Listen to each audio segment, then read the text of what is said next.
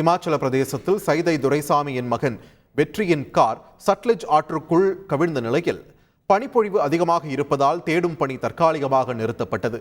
சைதை துரைசாமியின் மகன் வெற்றி 3 தினங்களுக்கு முன் நிகழ்ச்சி ஒன்றில் பங்கேற்பதற்காக தனது உதவியாளர் கோபிநாத்துடன் ஹிமாச்சல பிரதேசம் சென்றுள்ளார். ஞாயிற்றுக்கிழமையன்று வாடகை காரில் கஷாங் நாலா என்ற மலைப்பகுதியில் சென்றபோது ஓட்டுநருக்கு மாரடைப்பு ஏற்பட்டு அருகில் உள்ள சட்லஜ் ஆற்றுக்குள் கார் தவறி விழுந்து மூழ்கியது. அங்கிருந்து சுற்றுலா பயணிகள் அளித்த தகவலின் பேரில் இமாச்சல பிரதேச போலீசார் சம்பவ இடத்திற்கு வந்து இமாச்சல பிரதேசத்தைச் சேர்ந்த கார் ஓட்டுநரின் உடலை மீட்டனர். வெற்றி துரைசாமியின் உதவியாளரான திருப்பூர் மாவட்டம் வெள்ளக்கோவில் பகுதியைச் சேர்ந்த கோபிநாத்தை காயங்களுடன் மீட்டு மருத்துவமனையில் அனுமதித்தனர்.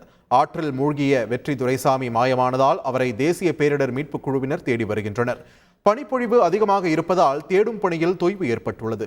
மாயமான வெற்றி துரைசாமியை தேடும் பணி நிறுத்தப்பட்டதாகவும் செவ்வாய்க்கிழமை பணி தொடங்கும் என்றும் மாவட்ட நிர்வாகம் தெரிவித்துள்ளது. இதனிடையே விபத்து குறித்து தகவல் அறிந்த சைதை துரைசாமி விமானம் மூலமாக ஹிமாச்சல பிரதேசம் சென்றுள்ளார்.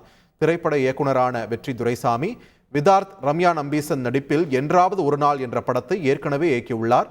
தற்போதும் புதிதாக தயாரிக்கும் த்ரில்லர் படத்திற்கான லொகேஷன் பார்ப்பதற்காக இமாச்சல பிரதேசம் சென்றுள்ளார். வெற்றி துரைசாமிக்கு திருமணமாகி 2 மகன்கள் உள்ளனர். செய்திகளை உடனுக்குடன் தெரிந்து கொள்ள உடனே சப்ஸ்கிரைப் பண்ணுங்க.